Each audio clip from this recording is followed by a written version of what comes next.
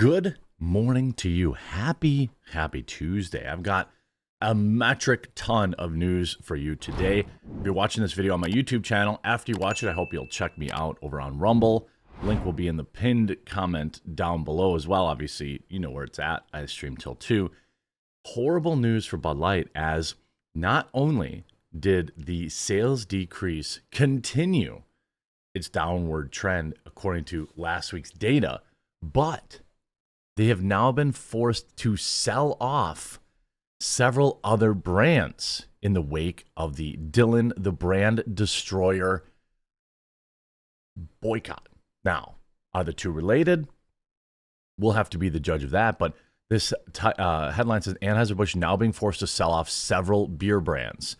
Interesting. It's not just a few. I think it's close to 10, as well as the new sales report about Bud Light, which is interesting to me that all they had to do was come out and just, you didn't even necessarily have to apologize. Just, acknowledge it, acknowledge that you screwed up and move on.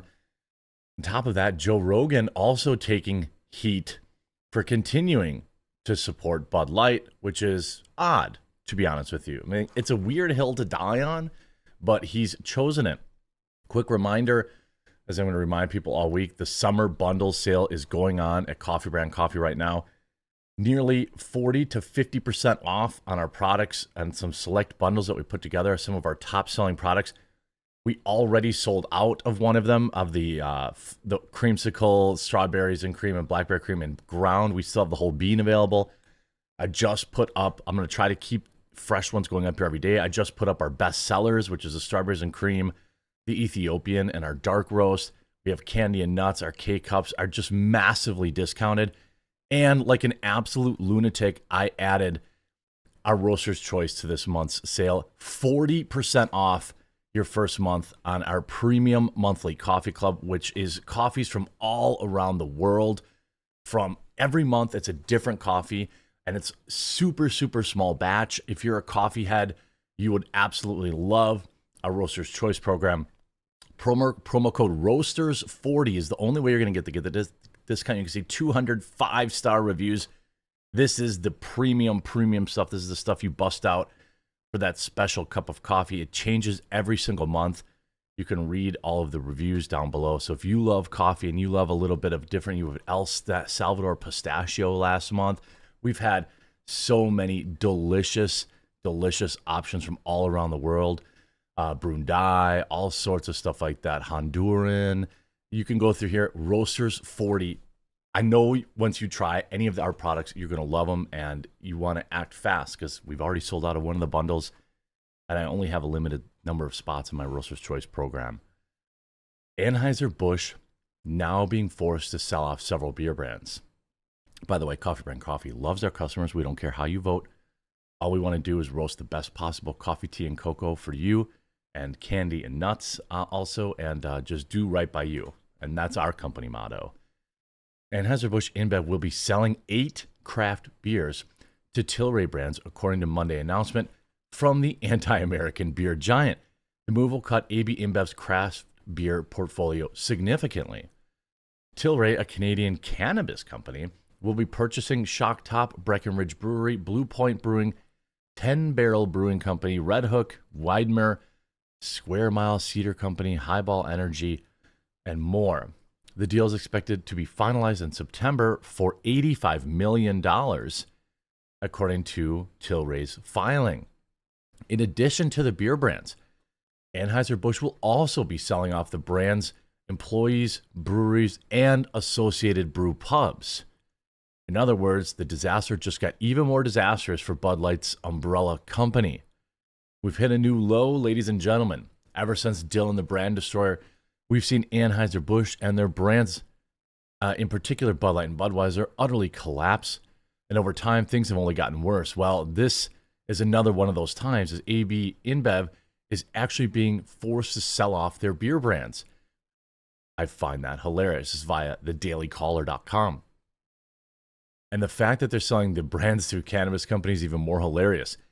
Anheuser-Busch has truly fallen, ladies and gentlemen, from America's favorite beer to now selling several of their brands to an herb company Straight up clown world for AB. You gotta love it. This on the back of Bud Light sinks another 26% amid Dylan the brand destroyer's fiasco. This reported late last night. Bud Light sales continue to tank in the wake of the fiasco, while the tarnished brand's rivals keep swiping away their market share, according to latest data. The Anheuser-Busch brand sales plunged 25.9% during the week ending July 29, so last week, extending the downward spiral since Bud Light's ill-fated tie-up with Dylan the brand destroyer, according to data from Nielsen IQ and Billions Consulting. Bud Light has been dethroned as the nation's top-selling beer for the past 3 months after the ad led to a nationwide boycott. Modelo Especial is expected to vault to the number one spot for the entire year by the end of the month, Dave Williams told the Post. Bud Light controls 8.4% market share, with Modelo's 8.2% share, according to Nielsen IQ data. The Constellation-owned brand, which posted a 14.8% increase in sales last week alone, isn't the only beneficiary of Bud Light's demise. Rival Coors up 21%, Miller up 19.25%, and Yuengling Lager up 22%, enjoyed double-digit spikes in the most recent data set. Anheuser-Busch reported that revenue had taken a nearly $400 million hit since the backlash began in its latest quarterly earnings call last week. Quote, "The situation hasn't gotten any worse, nor has it gotten any better for Bud Light," Williams said. On July 27th, Anheuser-Busch laid off 400 employees, or about 2% of its workforce, as part of restructuring, the brewery said. This on top of now selling off a nice big chunk of their craft breweries. You know, this deal probably was in place long before the Dylan bonanza, probably. But it's not good news for them. Most positions were in marketing, obviously, that were laid off in their offices in St. Louis, New York, and LA. It's funny, like, this woman, Alyssa Heinerschneid, got sent off with a golden parachute, got sent off to, go get paid to go away and shut up, while everybody else in that department who probably didn't have anything to do with it, didn't have anything to say with it, or say about it, got laid off. Anheuser-Busch CEO Brendan Whitworth, former CIA agent, by the way, said, "While we never take these decisions lightly, we want to ensure that our organization continues to be set for long-term success." Many Anheuser-Busch distributors say they don't expect to win back customers who have left Bud Light brand in anger. Quote, "Consumers have made a choice," an executive at Texas-based beer distributor who didn't want to be identified told the Post. "They have left Bud Light, and that's how it's going to be. I don't envision a big percentage of them ever coming back." Well, I would imagine so. Now, you look at, InBev, it's actually been doing pretty well. I mean, it's up 50 cents or so over the last month. I guess that's nothing to write home about, but the massive slide down, it's still down $2 a share over the last 6 months, and it's down $3.50 a share year to date. That's not like the worst that it could be. If you had bought a year ago, it's still up $2. If you bought 5 years ago, it's down 50% since 5 years ago. But it's interesting, all the collateral damage. We talked about that band yesterday that essentially got ensnared in the Bud Light just for like taking a concert tour, right? Just for a concert, taking money to play and do what they do. They were getting crushed. I mean, you talk about the Anheuser-Busch air coming out. We talked about that yesterday, calling it a huge mistake. Now, again, that's rich coming from a guy that sold the company, or his family sold the company for $60 billion forever ago. This guy has no idea what Joe Everyman cares about either. He's just out there promoting his cringe book and cringe reality show. So, I mean, I like to call it like I see it. He may be right, but his motivation to come out and speak out against his former company he used to own is purely motivated by him shilling his book and weirdo reality show. I mean, appearing on TMZ, what in the heck? But what's also interesting is Joe Rogan also takes heavy fire for cracking open a Bud Light can on JRE amid ongoing Dylan controversy. I feel like this happened a while ago, but this is a brand new article. In the dynamic realm of influential voices, UFC color commentator Joe Rogan stands tall as a respected figure whose impact stretches well beyond the confines of his renowned podcast. Rogan has the ability, to shape perspectives, ignite profound discussions. Such was the case when Joe Rogan faced criticism for cracking open a Bud Light beer can on the podcast while the controversy surrounding Dylan persists. This is, why does Joe Rogan pretend to not know what the Bud Light boycott is really about? He's openly stating that Dylan and the destructive influence he has on kids, but still drinks Bud Light. Joe Rogan is scared to fully take a side in the culture war. Now, it's possible that, the reality is he genuinely doesn't know, but that's, 1% chance, maybe less. It's extremely unlikely.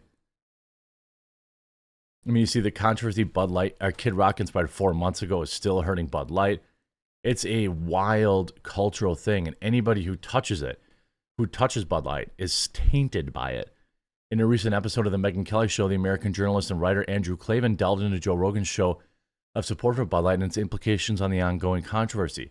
Klavan criticized Rogan, suggesting that the act lacked dedication in protesting the existence of trans individuals. He asserted that many people now see the trans movement as an attack on femininity, stating, quote, "They always think it's over. They think it's finished. There's no coming back. Just give me my Bud Light and shut up." No. This time they spotted this. They've spotted this movement as an attack on femininity. Well, if we look at what happened with like Harry's yesterday, the same thing. Now, there's no real, they've just said nothing about it. But you see these articles like on the Daily Beast, which is a leftist website, far-right snowflakes just could not get over this woke razor company. I mean, I don't think, this is a biological woman who had a double mastectomy so that she could pretend she's a man. And, it's the individual. I wish that, hey, you live your best life, but you're not a woman, right? And this is what these weirdo brands keep asserting. And it's really, really bizarre, and people are just sick of it. I don't know why brands have to get political. It's weird to me, but that's why I stay out of it. I hope you enjoy my coverage, and I hope I'll earn your subscription today. I know it's a pain in the rear if you don't have a YouTube account or a Rumble account to create one and then follow, but it really does helps me find you. And again, Roasters 40 for a massive 40% off. That's how much I know you're going to love my Roaster's Choice program. If you're a coffee head, you're going to love it. It's available in whole bean and ground. Literally nobody leaves this program. It's just a matter of us getting enough because it's such a small batch. And then our summer bundle sale, I mean, you're going to want to make a move on this and get yours right away because they're selling out fast. I'm trying to swap in and swap out new bundles as often as possible to keep it fresh in here. But that link is in the description. No promo code required for the bundles. We'll talk to you again real soon.